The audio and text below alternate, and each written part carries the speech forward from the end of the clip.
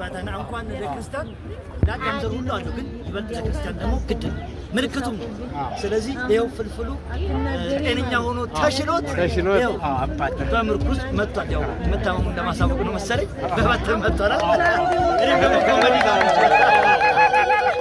ተስፍዬ ጋር ነኝ። ተስፍዬንም በጣም አመሰግናለሁ።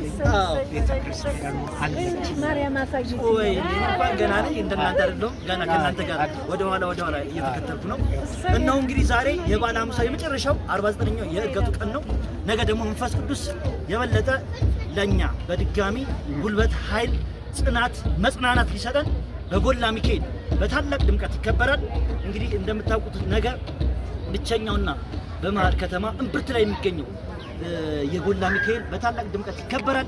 ፍልፍሉ ባይመችም ይመቻል። አሁን ጀምሮ ይሄዳሉ። በቃ ሰርካውን ከጨርገን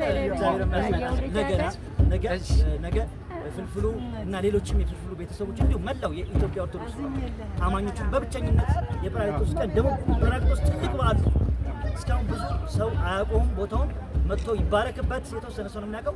እንዲሁም መምጣት የማትችሉ ደግሞ መምጣት የማትችሉ ደግሞ ያው በዘመኑ በፈቀደልን እንደዚሁ በዚህ በእግዚአብሔር በሰጠን እውቀት በነገራችን ላይ ቴክኖሎጂ የእግዚአብሔር እንጂ የእግዚአብሔር ተቃራኒ ሆኗል።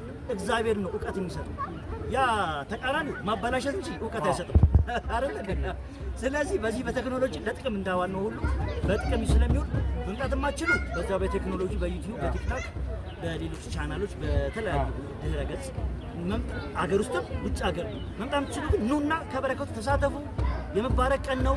ክርስትና የጸናበት መረጋገጫ ያሰጠበት ምክንያቱም ጌታችን መድኃኒታችን ክርስቶስ መንፈስ ቅዱስ